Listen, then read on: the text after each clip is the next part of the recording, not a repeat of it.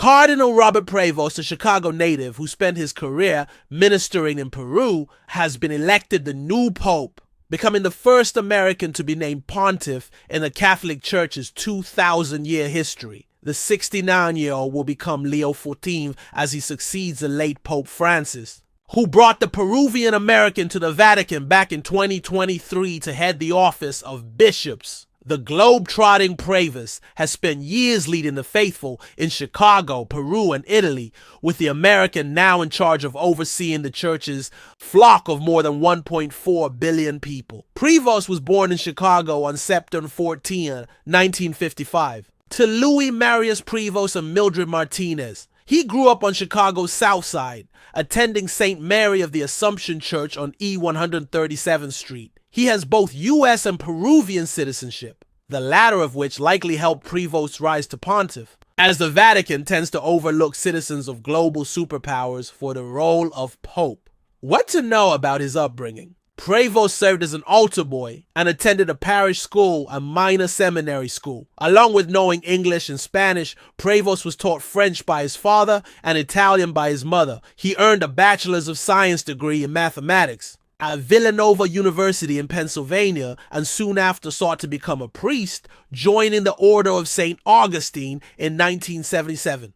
What to know about his family? Prevost's father, Louis, was the superintendent of the South Suburban Schools in District 169 and had served as a Navy lieutenant in the Mediterranean during World War II. Louis died in 1997. His mother, Mildred, was a librarian and devout Catholic who sang in the choir at St. Mary's. She died in 1990. Prevost has two brothers, John Joseph Prevost and Louis Martin Prevost. Robert Prevost's journey to becoming pope after getting his ordination. Prevost rose up the ranks of the Augustine order and joined missions in Peru in 1985 and 1988, with the latter resulting in a 10-year stay heading a seminary in Trujillo. After the stint in Peru, Prevost returned to America when he was elected to head the Augustinian province of Chicago, with the priest twice elected the order's top leader. Francis had tracked Prevost's career for years, tapping him as the administrator of the Diocese of Chiclayo in 2014 to oversee Peru's poorest enclave. He was named bishop there the following year. By 2023, Francis tapped Prevost to oversee the dicastery for bishops, a powerful office that selects bishops around the world. In early 2025, Francis gave Prevost the most senior rank of cardinals, making the American the unofficial favorite to succeed the Pope. What to know about his political views? As a close ally of Francis, Prevost presided over some of the late Pope's most revolutionary reforms. Prevost saw 3 women added to the voting bloc that decides which bishop nominations to forward to the Pope, a first in the Church's history.